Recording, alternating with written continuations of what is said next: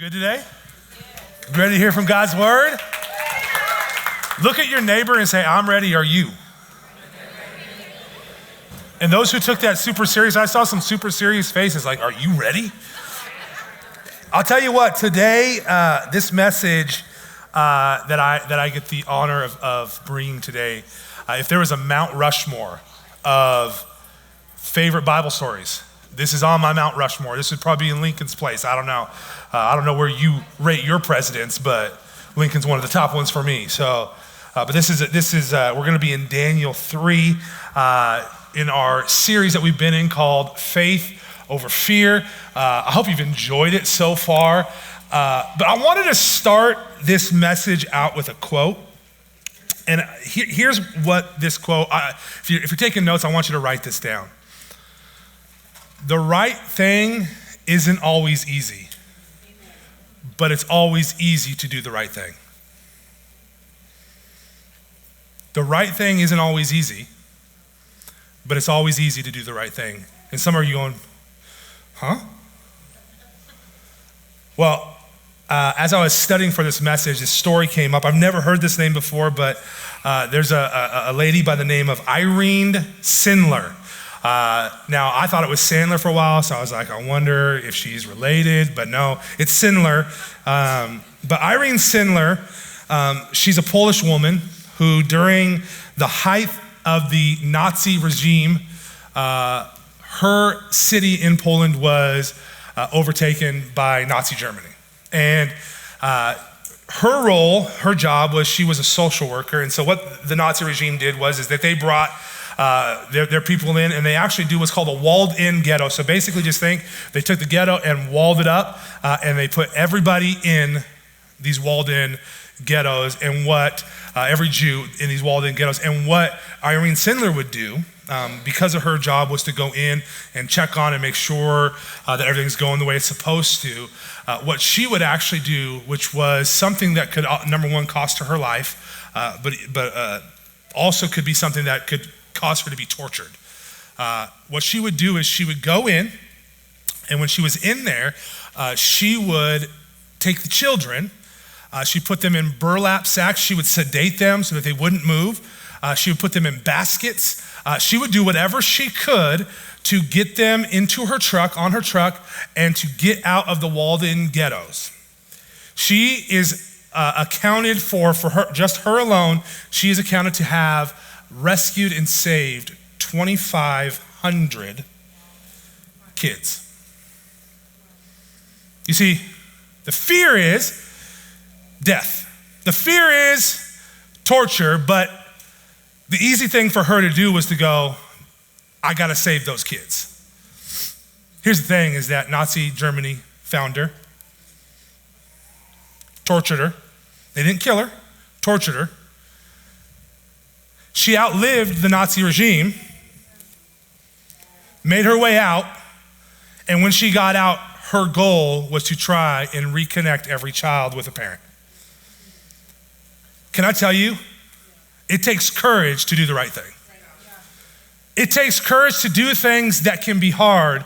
And today, this is what we're going to see in this story, which again, I just want to just make sure that we understand this, is that when we read God's word, these aren't like characters in a book that is a nonfiction book. This is fact. Excuse me, fiction.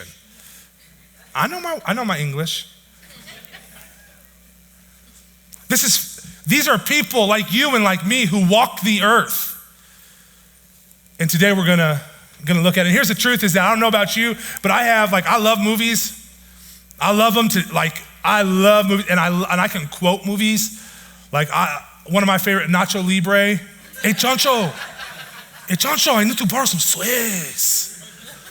You need to be baptized. I know my quotes. I've never seen this movie, but I know the quote. And it's Mel Gibson,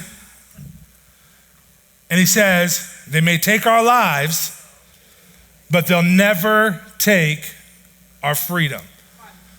You know, sometimes Some quotes are funny, yeah, but the reality is like my favorite book, the main character in my favorite book, he's actually put to death, and he says something right before he dies that is just so inspiring. He says, "It is finished." When Jesus went to the cross, it took courage. When we want people to remember what God's done and have quotes that are said after us, have stories that are told, it takes a little bit of courage. It takes a little bit of standing up for what is right, even when it's not easy. Did I set the tone a little bit today? Well, let's get into it. Let's find out. If you got your Bibles, we're going to be in Daniel 3. And starting in verse 1, it says this: King Nebuchadnezzar made an image of gold 60 cubits high and 6 cubits wide, and set it up on the plain of Dura in the province of Babylon. He then summoned the satraps, prefects, governors, advisors, treasurers, judges, magistrates, and all the other provincial officials to come to the dedication of the image he had just set up. What that really is saying there is mayors, governors, like all those who are in high authority in the kingdom. So all of them made their way. They assembled for the dedication of the image that the king Nebuchadnezzar had set up, and they stood before it. Then the herald loudly proclaimed, "Nations and peoples of every language, this is what you are commanded to do. As soon as you hear the sound of the horn, flute, zither, lyre, harp, pipe, and all kinds of music," I want you to underline this: "you must fall down and worship the image of gold that King Nebuchadnezzar has set up. Whoever does not fall down and worship will immediately be thrown into a blazing furnace." Therefore, as soon as they heard the sound of the horn, flute, zither, lyre, harp, and all kind of music, all the nations and peoples of every language fell down and worshiped the image of gold that King Nebuchadnezzar has set up. Okay, let's go back a little bit because we need to go back before we can go forward. In Daniel 1, we're introduced to Daniel and his 3 buddies, Shadrach, Meshach, and Abednego. And in that, they're known to be, because they follow what God had asked them to do, they followed his way. What we find there is that the king actually promotes them, and in that, they are known to be seen 10 times stronger, 10 times smarter. They are the who's who of who's who's because God is in the way. So we are introduced to these 3 young men plus Daniel. In Daniel 2, which we were here last week talking about, is that Nebuchadnezzar has a dream, and this dream is of a statue that's of 7 different metals and all this kind of stuff, and they all represent different kingdoms that are to come, and what we see in that is that a rock actually comes out of nowhere and shatters it all. That's Jesus. Jesus is coming to, God wants to set up his kingdom, and King Nebuchadnezzar is the head, which is gold, in this dream. Daniel interprets the dream, and in that, when he does that, King Nebuchadnezzar says, "Surely your God. Your God is the Lord of Kings. Surely your God is a God." Now, for us, it's just a flip of a page. And sometimes it can be difficult when we read the Bible because we don't get time sometimes when it comes to reading.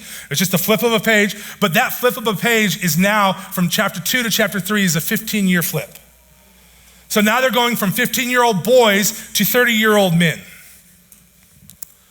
And what we're seeing here is that King Nebuchadnezzar, 15 years later, is now, by the interpretation of the dream that he had, is now setting up this statue of himself that is 90 feet high. That's what the cubits are, 90 feet high and 9 feet wide, and it is gold.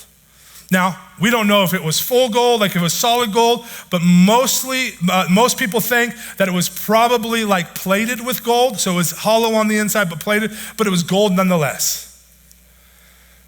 And so there's this statue that he is building of himself and of his kingdom, because what he's trying to do is he's trying to unite the worship together of his kingdom. What the difference 15 years can make. That King Nebuchadnezzar is acknowledging the God that we serve, and now it's almost as if he's trying to get others to acknowledge the divine in him. What I find kind of interesting though is that sometimes this can look like us as humans, as believers. You see, God meets us in our mess. God meets us in our dire need. God fixes the problem. God helps our marriage. God helps those things. And in that we feel so amazing. God, you did it. You always do. I knew you could. So much so that many of us will start serving. We'll go all in. We'll do whatever it takes. And then time goes by and we kind of go, oh yeah, I kind of want to do it my way now. Like it was good back then, but that was a long time ago. Not you, maybe it's just up here. But when it's in the rear view, it makes it a lot easier to not give everything I have. And here's what we're finding is King Nebuchadnezzar is in this very place, acknowledging God, and now he's going, well, I kind of want to be the one that everybody bows to. And so he makes a proclamation.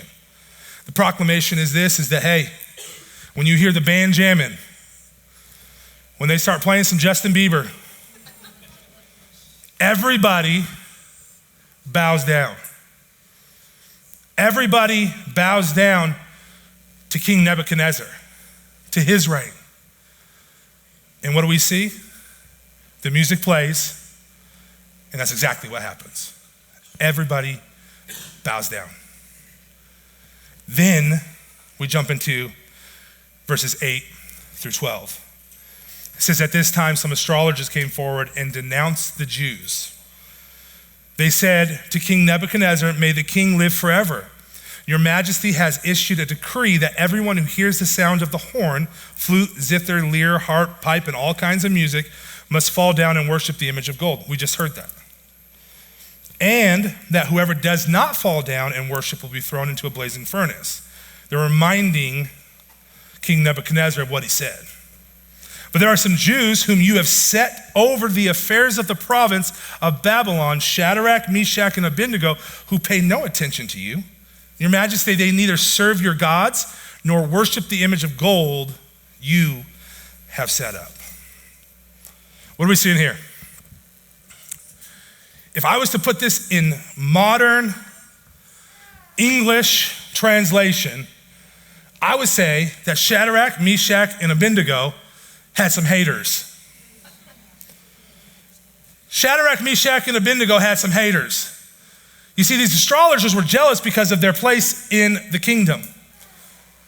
And they're going, hey, king, those guys that are doing so awesome, they're not listening, they're not following.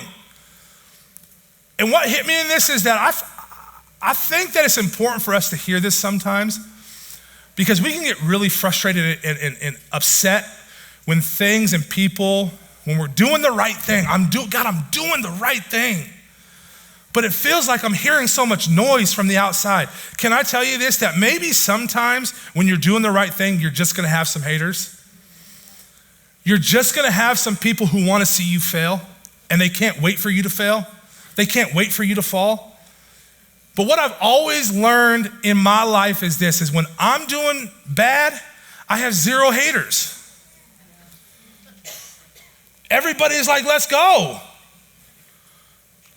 Because here's the truth, is that the enemy is not going to attack people who aren't doing anything. The enemy is only going to attack when you're doing the right thing. Shadrach, Meshach, and Abednego are doing the right thing, and they have some haters. So what am I saying? Get yourself some haters. Do something right. Stand up for something. Because the devil wants to stop you only when you're doing the right thing. He'll never stop you when you're doing what he wants you to do, and that's nothing. That's what we see here. And they're coming to King Nebuchadnezzar and they're going, hey, remember those three guys? Now, here's one thing that I don't know if it caught you, but it caught me. I'm like, well, it's Shadrach, Meshach, and Abednego and Daniel. Well, where's Daniel? And some believe that Daniel was away on business. Others believe that these astrologers, they dared not question anything about Daniel. Either way, we don't see Daniel in the picture. Who do we see? We see Shadrach, Meshach, and Abednego. And they're here. And they're not bowing down. They're not bowing down. You know what's interesting to me in this picture that we're seeing from this story is this, is that, yeah, they're not following the law. And can I tell you this, as believers, our job is to 99.99999999992 follow the laws of the land. 99% of the time, we need to follow the law. I would almost say 100% of the time. The only time, which this is called civil disobedience. The only time that you will ever see this in the Christian world is when it contradicts the word of God. You see, these guys would have known in Exodus, it talks about not making an image of yourself, not erecting a statue of yourself. They would have known that this was wrong. And so they stand up to the government and they say, I refuse to bow down. Now here's what I'm gonna tell you. Obey the laws of the land. Go the speed limit. Don't litter. Don't kill somebody. Very important things.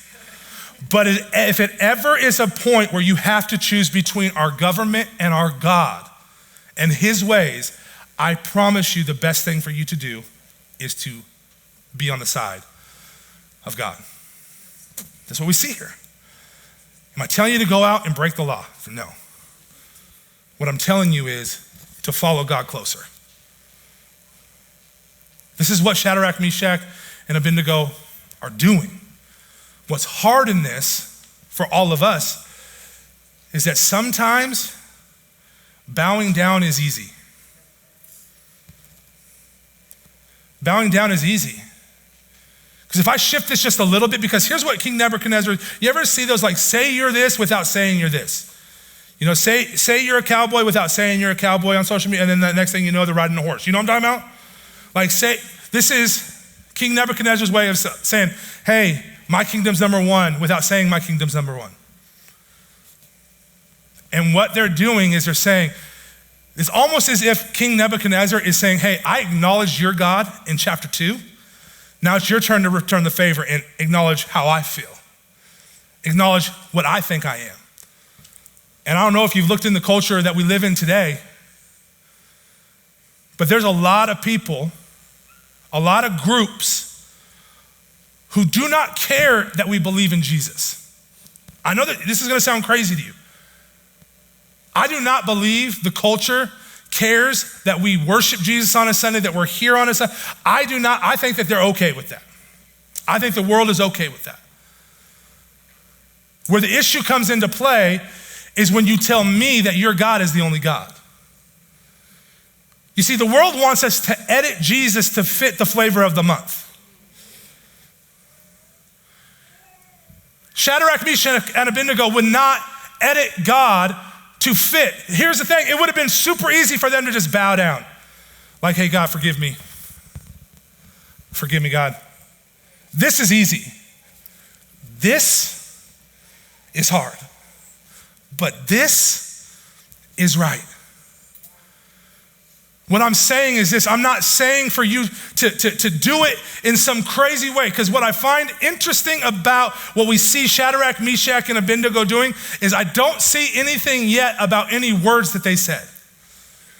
Because I believe this, standing strong and silent speaks more than any word could ever say.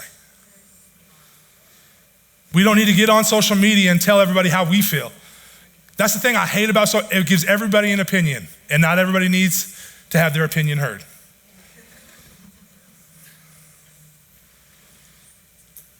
Our culture is going to throw things at us and expect us to bow down, and what I'm asking you to do is to stand up, but do it in love. To stand up.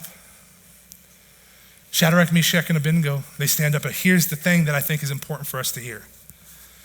There will be consequences to decisions that we, even following Jesus, there's consequences.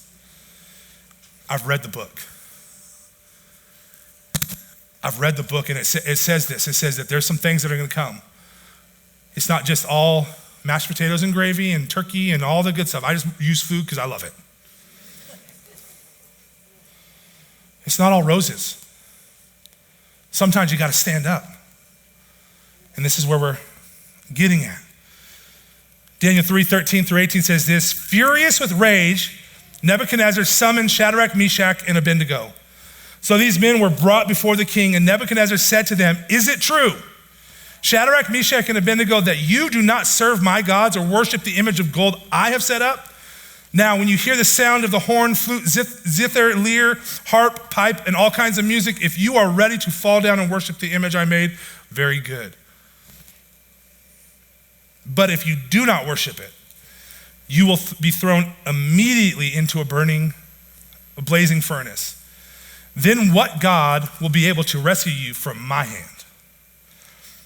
This might be some of the best words that we'll read in a long time right here.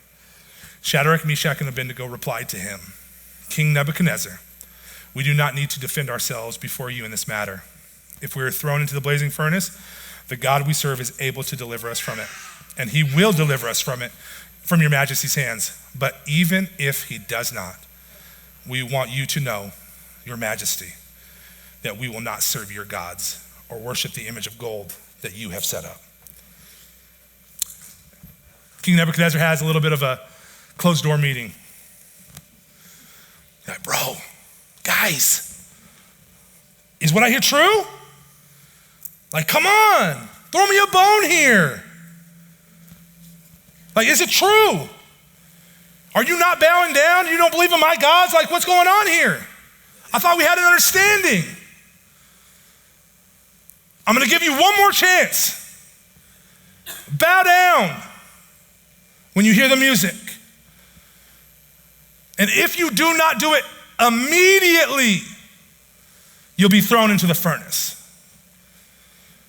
And then we hear some of the most amazing words from three men who just trust God. They say three things that I think are so important in our world today that we need to live by. Number one, they say, King Nebuchadnezzar. They don't say, hey, jerk. They don't call him a name. They respect him. Sometimes, even if I don't agree with you, I can be respectful. King Nebuchadnezzar. Here's the thing, we're not gonna bow down to your gods. You can throw us into the furnace. Because I'm gonna tell you this, number one, our God is able to deliver us. You see, they had faith knowing that the God they serve is able. I'm here to tell you today, our God is able. You're walking through something, my God, our God is able. He's able to deliver. He can do anything. Again, I've read the book from front to back. I promise you, he can do anything. He's able to deliver. But then they push it a step further. Not only is he able to deliver, but he will deliver. Sometimes it just takes us understanding that our God is big enough to meet our need when we need it. Shadrach, Meshach, and Abednego, they say, hey, not only is he able to, but he's going to. And then they say something that just blows my mind. And they say, but even if he doesn't show up, but even if your will is different than my will, even if how you see this going is different than what I want, even if, I will not bow down. Sometimes I think it's important for us to have what I call even if faith. Even if you won't show up, God, even if you can't show up, God, because I need to walk through this, God, I trust you enough to keep walking because I know this much is true. You are enough. Our God is bigger. Our God is bigger than the relationship strain you're walking through. Our God is bigger than the cancer. Our God is bigger than the lost job. Our God is bigger than whatever you're walking through. Our God is bigger, but do you believe it? And even if he doesn't meet you there, will you still believe it? It's hard. They stand up to the most powerful man in the world. And they say, no matter what you say, we're not bowing down. Because my God is bigger. And I don't know what's to come, but I do know this. I know who's with me. And then we finish with Daniel 3, verses 19 through 30. It says, then Nebuchadnezzar was furious with Shadrach, Meshach, and Abednego. I bet he was. And his attitude toward them changed. Listen to this. He ordered the furnace heated 7 times hotter than usual. He was mad and commanded some of the strongest soldiers in his armies to tie up Shadrach, Meshach, and Abednego and throw them into the blazing furnace. So these men, wearing their robes, trousers, turbans, and other clothes, were bound and thrown into the blazing furnace. The king's command was so urgent and the furnace so hot that the flames of the fire killed the soldiers who took up Shadrach, Meshach, and Abednego. And these 3 men, firmly tied, fell into the blazing furnace. Then King Nebuchadnezzar leaped to his feet in amazement and asked his advisors, hey, weren't there 3 men that we tied up and threw into the fire? They replied, certainly, your majesty. He said, look, I see 4 men walking around in the fire, unbound and unharmed. And the 4th looks like a son of the gods. Nebuchadnezzar then approached the opening of the blazing furnace and shouted, Shadrach, Meshach, and Abednego, servants of the Most High God. Servants of the Most High God, come out. Come here. So Shadrach, Meshach, and Abednego came out of the fire, and the satraps, prefects, governors, royal advisors crowded around them. They saw that the fire had not harmed their bodies, nor was a hair of their head singed. Their robes were not scorched, and there was no smell of fire on them. They didn't smell like a cigarette. Let's go.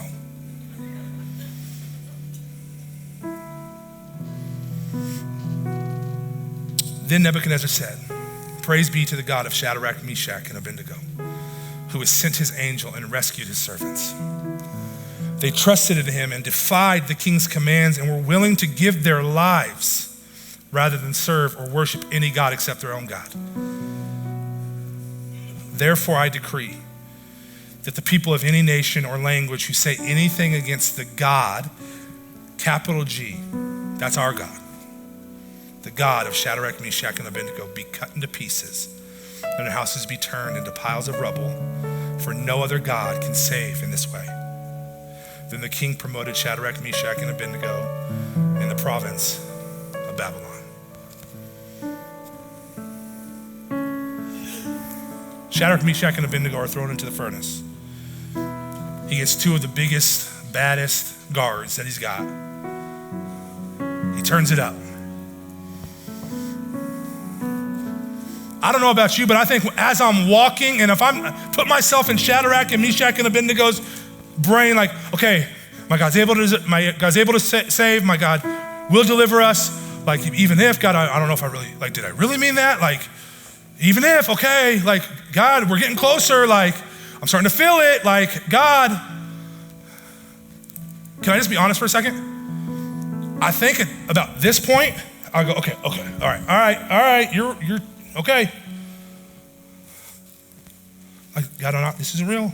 I'm not doing it on purpose. Like, I'm just trying to get out of this. Just being honest. But Shadrach, Meshach, and Abednego, their faith took them into the fire. Their faith took them into something that was meant to kill them and to give extreme torture. Like, I know I'm a large American and I sweat for no reason. And I have no clue why I thought it would be a good idea few years ago, my wife and I, we went to a marriage retreat, and we went in this pool, and it was an amazing resort, and we're in there, and like they have a pool, and it was an indoor-outdoor pool. It was cool. And then they had in the locker room, they had a sauna. And I felt like, you know what? Today's the day I'm gonna lose some weight through sweat. And I walked in, and I couldn't breathe, and I couldn't see, and I wanted to cry, but I'm a man, so I don't cry, but I cried. Like, it was bad. It was hot. I dropped to my knees. What is it, stop, drop, and roll? I stopped, I dropped, and I thudded all my way out. That was hot. My guess is this furnace was a little hotter than that. Here's how hot it was, is that it literally burned the guards who were at the same place that Shadrach, Meshach, and Abednego are. That was probably the first time that they realized, whoa. God's got me. They go into the furnace. King Nebuchadnezzar leaps to his feet. Like, I like how they put that there. Like, it wasn't like he stood properly. Like, no, he leaped. He goes, whoa, wasn't there 3? Now there's 4. There was 3, now there's 4. And the 4th one, he looks like the son of a god. Could it be because he is and was the son of God? Some believe that was Jesus. Some believe it was an angel. Either way, here's what I know.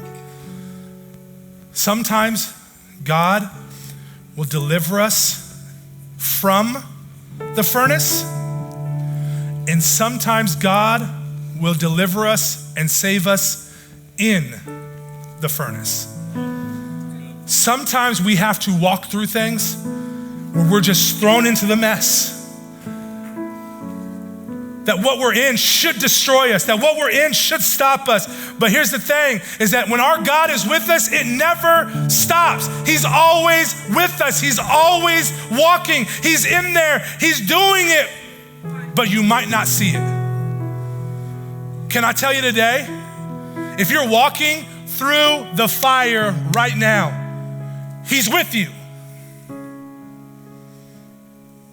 Some of us, we've been delivered from having to go through rough things.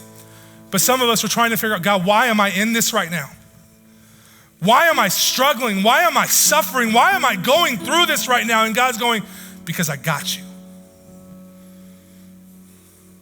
Because I got you. Because I love you. It's hard. But my promises are true. I'll never leave you. I'll never forsake you. I'll never walk away. I'm there, and you're protected when you have the faith to stand. It's hard. Sometimes it's hard being a Christian. Like sometimes there's things in the Bible I'm like, it would be so much easier if I didn't have to do it that way. But I'm so thankful that my God knows more than I know. And that even when I don't get it, He gets it. Even when I don't understand, He's walking with me. Because here's what I know. What do we see from King Nebuchadnezzar? He went from a decree and a proclamation of saying, hey, anybody who doesn't bow down to me and my statue will die. To the tune of anyone who doesn't speak well of Shadrach, Meshach, and Abednego's God, the true God. Now he's still getting it. He's like, if you don't do it, you're gonna die too. Like, he's a new Christian, like he's still getting it.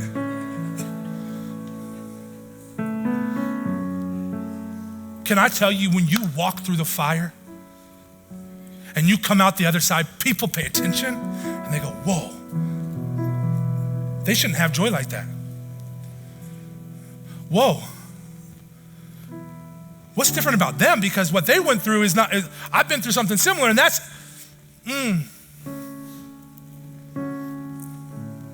Can I tell you, you are an example to people who don't live for Christ right now. live for him. People are watching. Sure, you might have some haters, but guess what? Even the haters can turn to God. King Nebuchadnezzar, many believe that King Nebuchadnezzar is in heaven right now because of the faith of a few. Church, his promises are true. His promises, he's never gonna leave you. He's with you in the fire. I don't know what you're going through today, but I know this. I know that we serve a God who's the same God yesterday, today, and forever. And if he'll do it for Shadrach, Meshach, and Abednego, he'll do it for you too. Because I know he's done it for me.